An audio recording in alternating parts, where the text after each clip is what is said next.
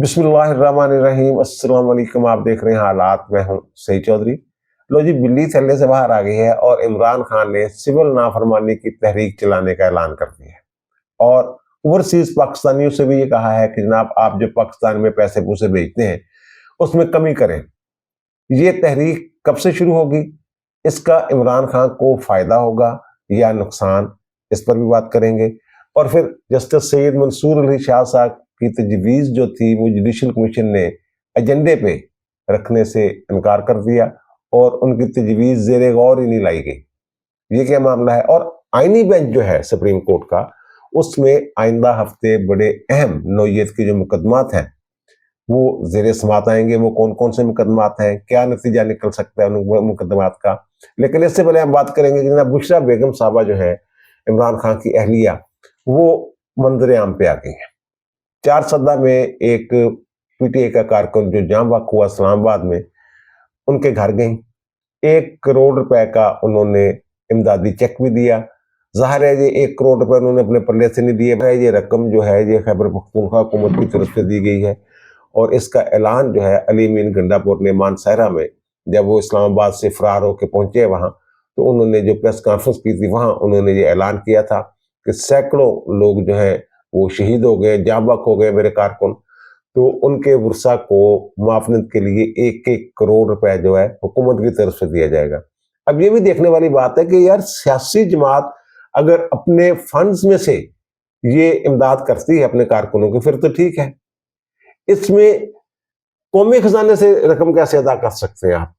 सरकारी खजाने को कैसे इस्तेमाल किया जा सकता है पार्टी की मदद के लिए या पार्टी के कारकुनों की मदद के लिए? ये इलीगल है और इस पे कार्रवाई हो सकती है। और मे भी आगे जाके कोई ऐसे हालात बने कि जो चेक बांटते फिर रहे हैं कौमी खजाने से, खैबर पख्तूनख्वा की हुकूमत के खजाने से, तो इनके खिलाफ कार्रवाई शुरू हो जाए। वहां बुशरा बेगम ने मुतवफ़ी के नवाकिन के साथ गुफ्तगू भी की है। खुद को इन्होंने झांसी की रानी या फूलन देवी, कुछ भी आप कह सकते हैं, वो साबित करने की कोशिश की है। लेकिन उससे पीटीआई का बयानिया, ये मैं अर्ज कर रहा हूं, ये कमजोर हुआ है। वो कैसे कमजोर हुए इस पर बात करता हूं। लेकिन वहां उन्होंने जो बात की है कि जनाब, इन लोगों ने इमरान खान के लिए जान दी है। भाई, आप उनको कहते हैं शहीद हैं। शहीद तो वो होता है जो अल्लाह की राह में जान देता है। किसी फर्द के लिए या इमरान खान के लिए जान देने वाला शहीद कैसे हो सकता है? तो फिर आप उनको शहीद कैसे कह सकते हैं? आपने तो शहीद का मफहूम ही बदल दिया। और दूसरा, ये फरमाती है वहां कि 12:30 बजे रात को मैं डी चौक में अकेली थी। मैंने कह भी दिया था इनको कि जनाब मुझे छोड़ के नहीं जाना, लेकिन ये निकल गए, लोग चले गए।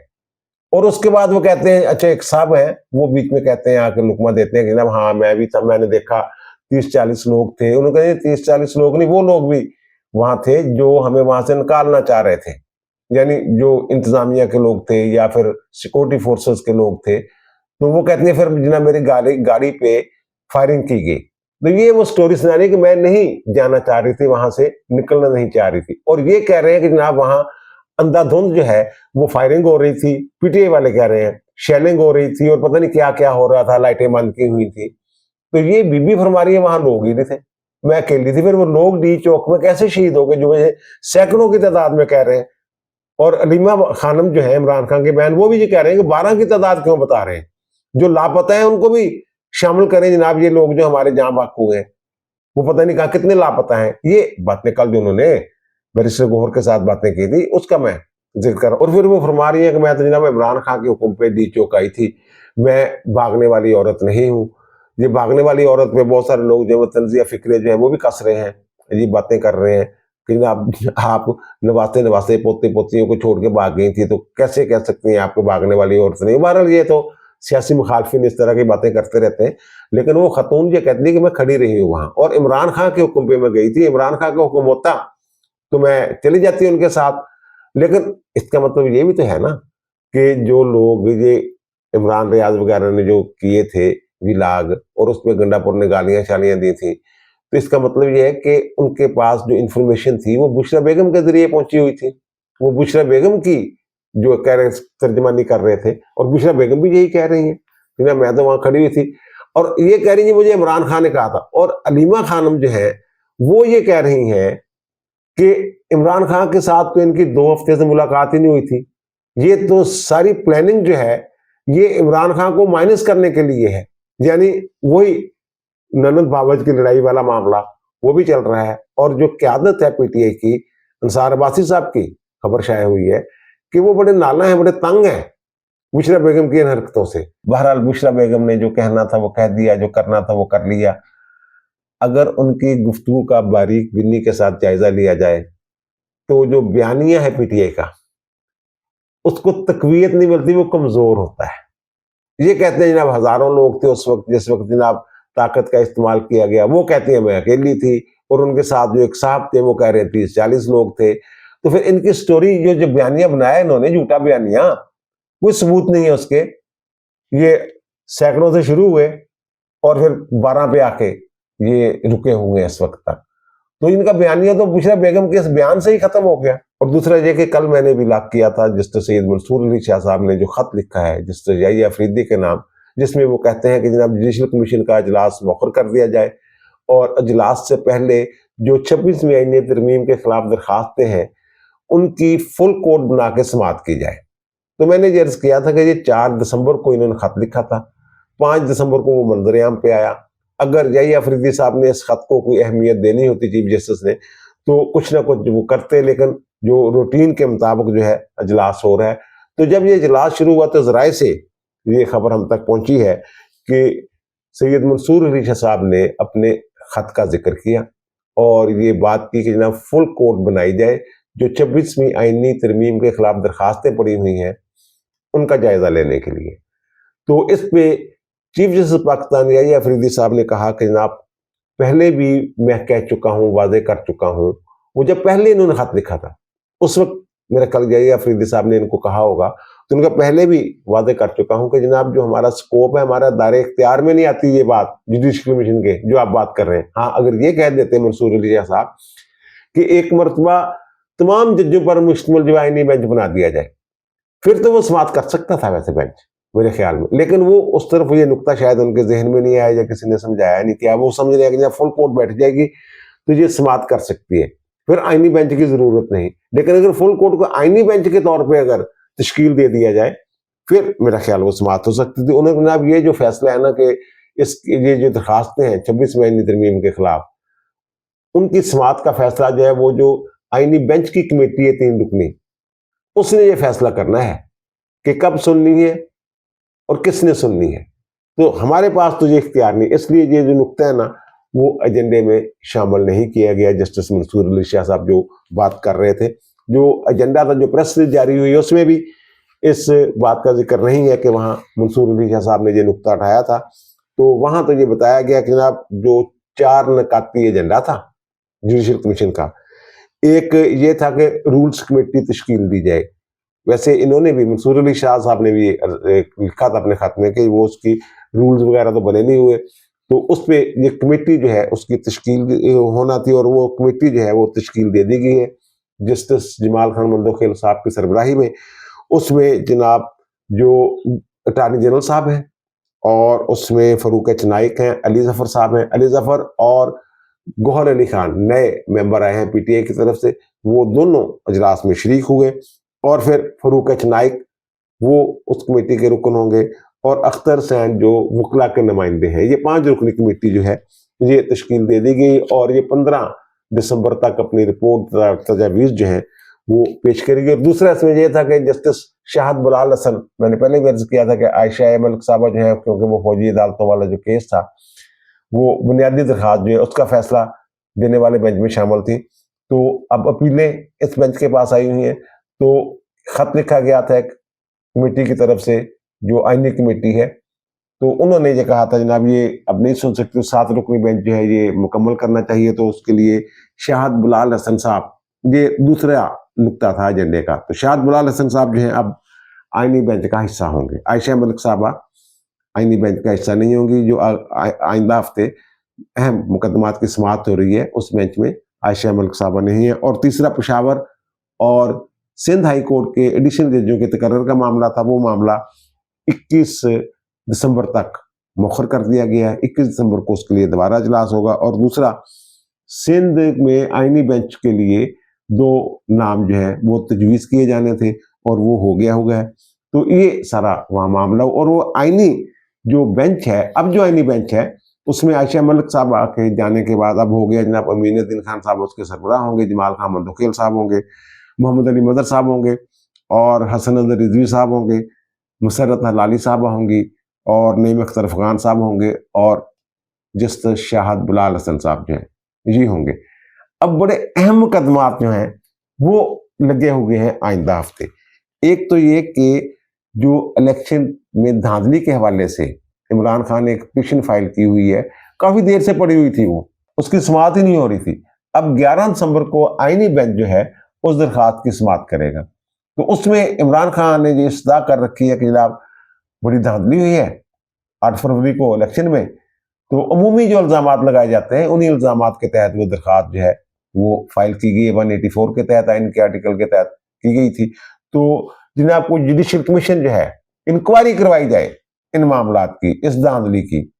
तो अब मेरे ख्याल में इसलिए इस दरखास्त में कोई जान नहीं रह गई हुई कि इंतखाबी उज़रदारियाँ, इलेक्शन पिटीशन जिनको हम कहते हैं, जहाँ जहाँ जिस जगह जिस हल्के में कोई धांधली हुई है और जिस उम्मीदवार को कोई शिकायत थी उसने इंतखाबी उज़रदारी फाइल की हुई है, इलेक्शन ट्रिब्यूनल्स में वो मामला चल रहे हैं, इलेक्शन ट्रिब्यूनल उनको देख रहा है।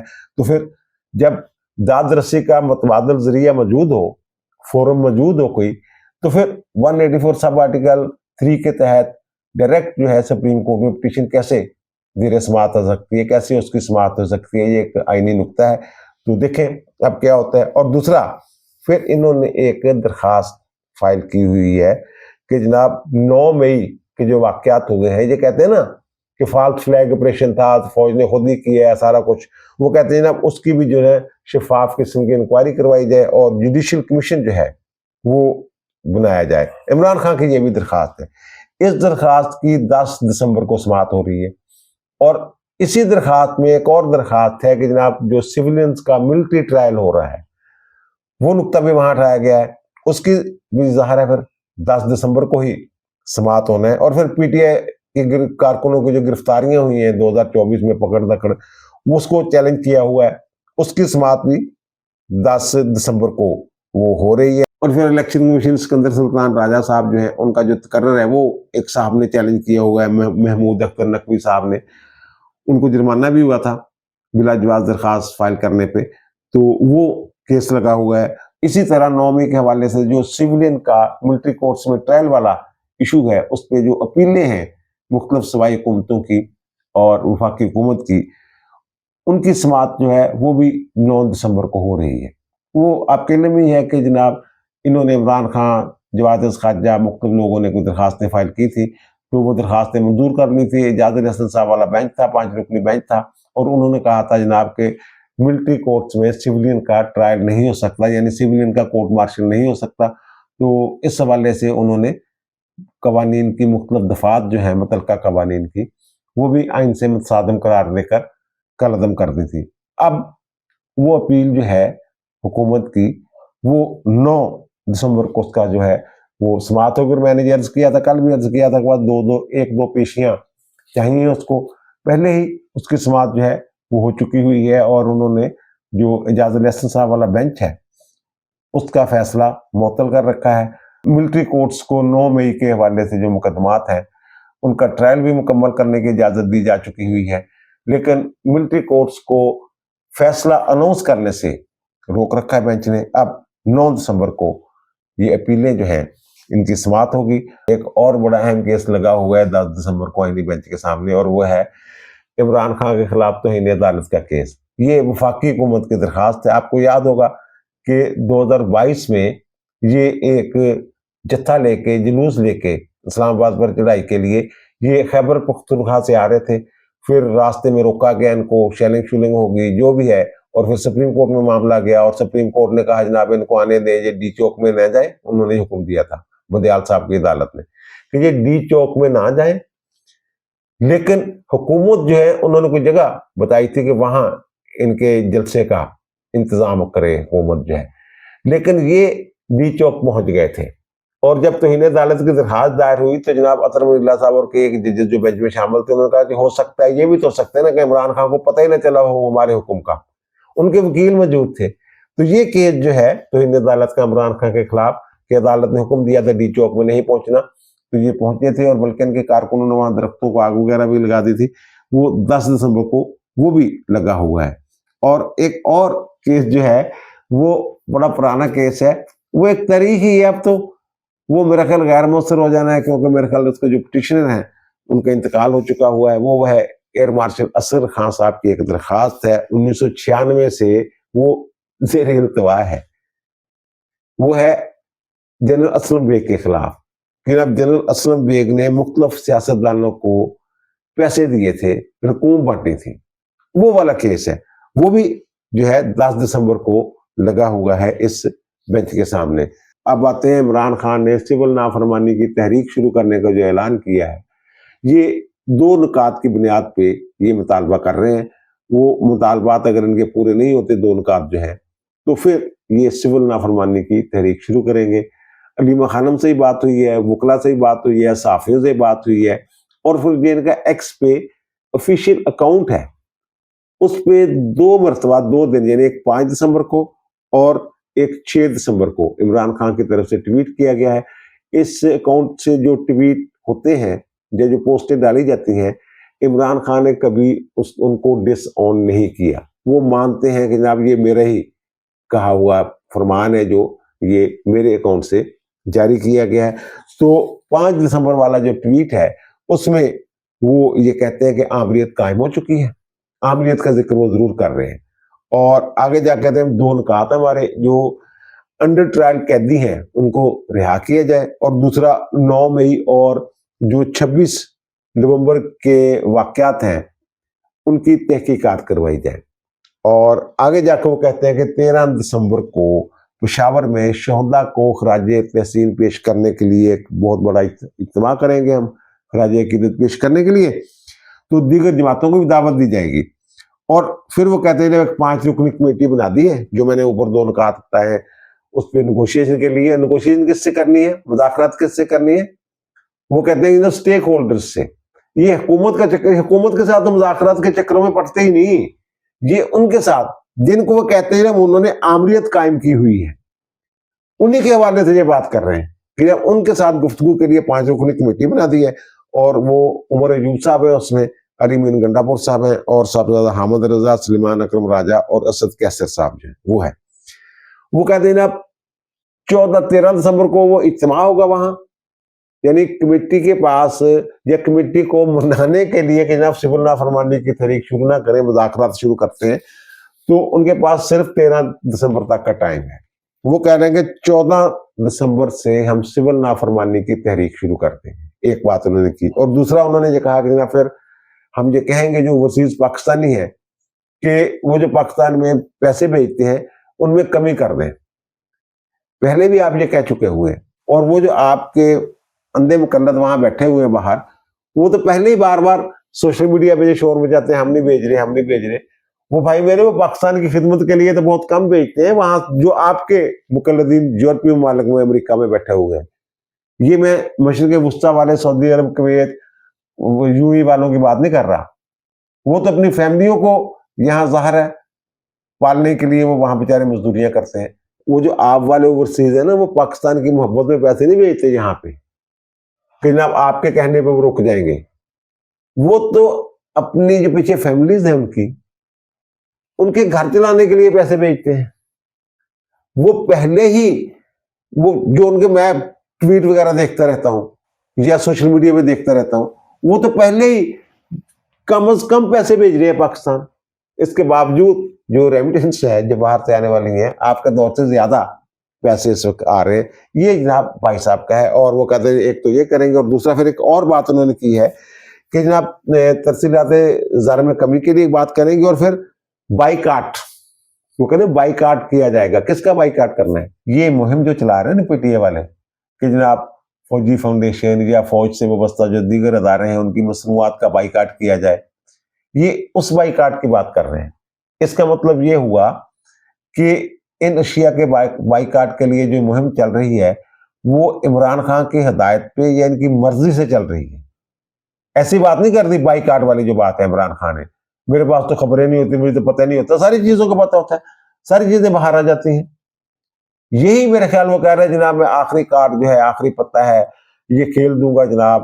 اور علیمہ باجی سے کل انہوں نے کہا تھا کہ جناب، انہوں نے کہا کہ رک جائیں، لیکن وہ کل ہی ظاہر ہے انہوں نے بلکہ پرسوں 5 دسمبر کو انہوں نے رات 10 بجے کے قریب وہ ٹویٹ کر دیا تھا. اچھا، اس میں جو بات ہے نا، وہ جو فارمیشن کمانڈرز کی میٹنگ تھی، اس میں انہوں نے یہ کہا تھا جو زہریلا پروپیگنڈا کیا جا رہا ہے پاکستان کے خلاف، پاکستان کی سالمیت کے خلاف، اداروں کے خلاف نفرت پیدا کرنے کی کوشش کی جا رہی ہے فوج اور عوام کے درمیان. تو اس میں جو پریس ریلیز ان کی طرف سے اعلامیہ جاری ہوا تھا، اس میں یہ کہا گیا تھا کہ بعض سیاسی عناصر مذموم مقاصد کے لیے یہ کر رہے ہیں، یہ تسلسل ہے اور بیرونی قوتوں کی مدد سے سب کچھ کیا جا رہا ہے. ظاہر ہے ان کا اشارہ یہ حرکتیں تو پی ٹی اے والے کر رہے ہیں، تو ان کا اشارہ جو ہے وہ پی ٹی اے کی طرف تھا. تو انہوں نے جو ٹویٹ کیے ہیں عمران خان صاحب نے، جو 6 دسمبر کو انہوں نے کیا ہے، انہوں نے کہا جب جنگل کا بادشاہ جو ہے نا، جنگل کے بادشاہ نے خود کو آئین اور قانون سے اوپر رکھ لیا ہے، یہ فرما رہے. یہ وہی الفاظ ہے جو انہوں نے، بڑا ایک متنازع ٹویٹ تھا 1971 والا جو انہوں نے کیا تھا، تو وہی الفاظ اب ہے. اور وہ کہتے ہیں اسلام آباد میں پختونوں کو نشانہ بنایا جا رہا ہے، تعصب کی بات کی جا رہی ہے کہ تعصب پھیلا رہے ہیں. اور سپریم کورٹ کے ججوں کے نیچے ایک انکوائری کمیشن، سینئر ججوں کے نیچے وہی سینئر جج جو خط لکھ رہے ہیں جناب پہلے 26ویں ترمیم کا فیصلہ کر لیا جائے، وہی سینئر جج ہے نا. ایک تو یہ، اور دوسرا جو پہلے انہوں نے 5 دسمبر کو ٹویٹ کیا تھا، اس میں یہ فرما رہے ہیں کہ جناب عامریت قائم ہو چکی ہوئی ہے اس ملک میں.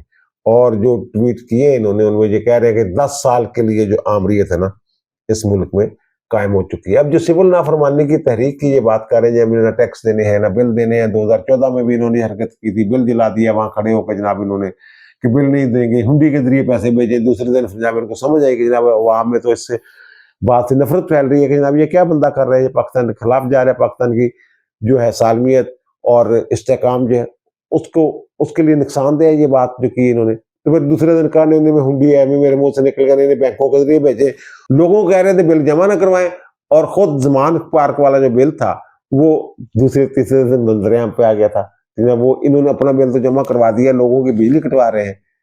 تو اور پھر ان کا جو ماضی کا ریکارڈ ہے نا، ٹریک ریکارڈ 2014 سے دیکھ لیں آپ. 2014 میں چائنا کے صدر نے آنا تھا، وہ انہوں نے اس کو سبوتاژ کرنے کی کوشش کی، سی پیک کو سبوتاژ کرنے کی کوشش کی. بلکہ جب یہ 2 اکتوبر 2016 میں نا سی پیک کا افتتاحی کانوائے جو ہے وہ پاکستان آ رہا تھا، تو انہوں نے جس دن وہ کانوائے آنا تھا نا، اسی دن انہوں نے احتجاج کا اعلان کر دیا تھا، اکتوبر 2016 میں. اور پھر وہ انعام الرحیم صاحب ہمارے دوست ہیں، کرنل ریٹائرڈ وکیل، تو ان کی وساطتوں سے 2-3 درخواستیں اسلام آباد میں گئی تھیں. اسلام آباد نے پھر ان کو محدود کر دیا تھا کہ جناب آپ نے وہ جو جمہوری پارک ہے وہاں تک محدود رہنا اور یہ وہ. اچھا، ایک دن وہ کانوائے لیٹ ہوا تو انہوں نے اپنا احتجاج بھی ایک دن لیٹ کر دیا تھا. ریکارڈ چیک کر لیجئے گا. اور پھر جب بھی کوئی اہم ایونٹ ہوتا ہے، جب اب جو شنگھائی تعاون تنظیم کا اجلاس تھا ان دنوں پھر انہوں نے یہ حرکتیں کی. یعنی ان کی کوشش ہے کہ پاکستان کی معیشت جو ہے مضبوط نہ ہو. اور پھر اب جب بیلاروس کے آئے ہوئے تھے صدر، اور جو ان کا وفد آیا ہوا تھا 24 نومبر کو، تو اس کے لیے یہ تازہ ترین انہوں نے حرکت کی. کبھی IMF کو خط لکھتے ہیں، کبھی کچھ کرتے ہیں. تو کوئی ایک آدھ حرکت ایسی ہو جاتی ہے کچھ لوگوں سے کہ جو ان کو اپنی طرف سے وہ ایک بڑا مارکا مارنے جا رہے ہوتے ہیں، لیکن الٹ پڑ جاتا ہے. یہ میرا خیال ہے سول نافرمانی کی تحریک والی جو بات کر رہے ہیں نا، یہ الٹ پڑ جائے گی. پہلے ہی ان کا جو چہرہ ہے اس سے نقاب اتر چکا ہوا ہے. بہت سارے لوگ مجھے PTI کے ملے ہیں کہ یار ہم اس کو کچھ سمجھتے یہ کچھ نکلا. تو یہ جو سول نافرمانی والی بات ہے، اس سے اس بات کو تقویت مل رہی ہے کہ خان صاحب جو ہے اس ملک کی معیشت، اس ملک کے جو عوام ہے ان کی بہبود کے لیے کچھ نہیں چاہتے. یہ اپنی ذات کے لیے یہ سارا کچھ جو بھی کھیل ہے یہ رچا رہے ہیں. یہ تحریک خلافت والا دیکھیں نا آپ، وہ کیسے زوروں پہ جا رہی تھی. اور پھر گاندھی صاحب جو ہیں وہ بھی ان کے ساتھ شامل ہوتے ہیں. وہ ترک موالات والی وہ اس طرح کی انہوں نے تحریک شروع کی تھی، سول نافرمانی کی کہ جناب ودیشی مال نہیں خریدنا، پھر چرخے کاٹیں اور اپنا سود بنائیں اور اپنا جناب گھر چلائیں. اس طرح کی وہ تحریک تھی، وہ اکٹھی ہو گئی اور بڑا جناب انگریزوں کو بختہ پڑا ہوا تھا. پھر کچھ ایسا ہو گیا کہ جناب یہ دارالحرب ہے تو یہاں سے نکلے، ہجرت کر دیں افغانستان کی طرف، اور پھر جب افغانستان کی طرف گئے پہلا ایک آدھ قافلہ تو انہوں نے اندر آنے دیا، بعد میں انہوں نے جناب سرحد جو ہے وہ لاک کر دی. تو وہ سارے لوگ جو بیچارے وہ ساری تحریک کا جو ہے اسی طرح کی جو حرکتیں عمران خان کی یہ والی حرکتیں نا، مجھے لگ رہا ہے کہ یہ اوپر جانے کے جو تنزلی کا سفر ہے. آپ ہی بتائیں کہ کوئی محب وطن پاکستانی اس نیت سے بل دینے سے یا ٹیکس دینے سے انکار کر سکتا ہے کہ جناب پاکستان کی معیشت جو ہے وہ تباہ ہو جائے، پاکستان عدم استحکام کا شکار ہو جائے؟ اس سے عمران خان کو کیا فائدہ ہوگا؟ اب عمران خان سے جو لوگ محبت کر رہے تھے وہ دو تین جو پارٹیاں تھیں اور ان کے جو لیڈران تھے، ان کے حوالے سے جو عمران خان نے ایک ماحول بنا دیا ہوتا ہے جناب کرپٹ ہیں، چور ہیں، ڈاکو ہیں، اس طرح کی باتیں کر کے، تو لوگوں نے تو عمران خان میں ایک مسیحا دیکھا تھا، اس لیے اس کے پیچھے چلے تھے کہ جب عمران خان جو ہے پاکستان کو اوپر لے کے جائے گا، ٹیکسوں کی ادائیگیاں بھی ہم کریں گے جناب، بل بھی ہم دیں گے، چوری بھی نہیں کریں گے، ایسا لیڈر ہمیں مل گیا ہے. اگر وہ لیڈر ہی بجلی چوری کے لیے کہہ رہا ہے، بل نہیں دینے، گیس چوری کے لیے کہہ رہا ہے، ٹیکس چوری کے لیے کہہ رہا ہے، تو پھر اندازہ لگا لیں کہ وہ شخص جو ہے وہ پاکستان کے ساتھ کتنا مخلص ہے اور اپنی ذات کے لیے وہ کیا ہے. اب دیجیے مجھے اجازت، انشاءاللہ دوبارہ ملاقات ہوگی نئے بھی علاقے کے ساتھ. اللہ تعالیٰ آپ پر، مجھ پر، ہم سب پر مہربان رہے. اللہ حافظ.